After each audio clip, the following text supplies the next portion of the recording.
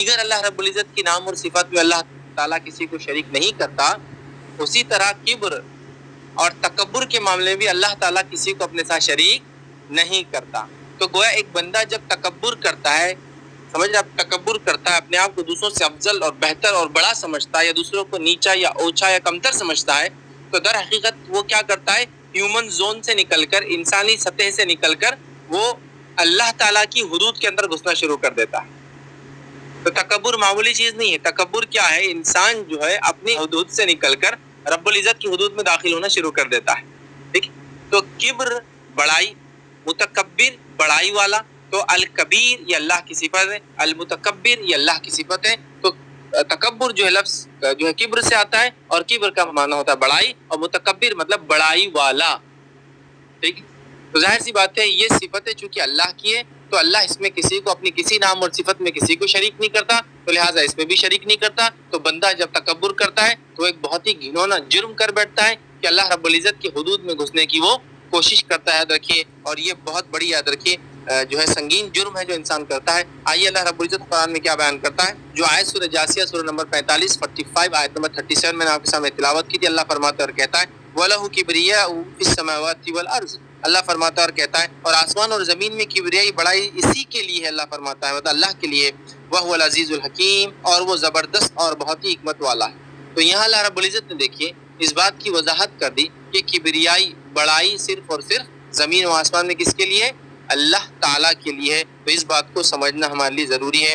اسی طرح جو ہے نبی اکرم صلی اللہ علیہ وسلم فرماتے ہیں کہ اللہ تعالیٰ فرماتا ہے کبریائی بڑائی میری چادر ہے۔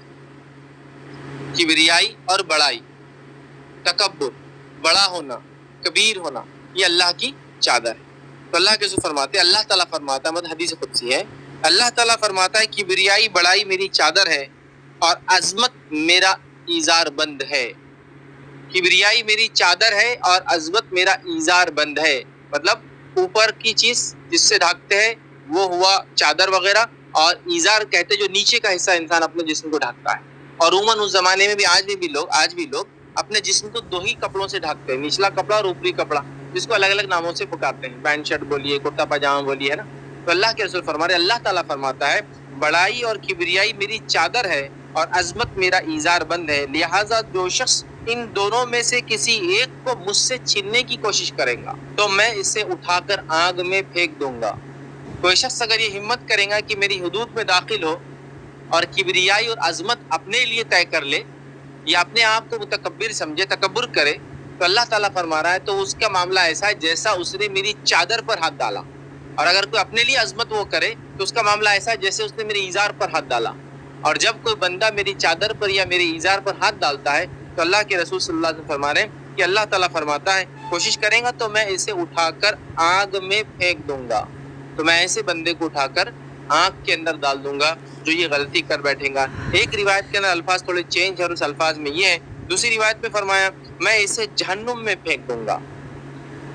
تو اس شخص کا ٹھکانہ جہنم ہے جو کبر کرے، تکبر کرے، اکڑ رکھے، لوگوں سے اپنے آپ کو افضل سمجھے، لوگوں سے اپنے آپ کو جو ہے بہتر سمجھے۔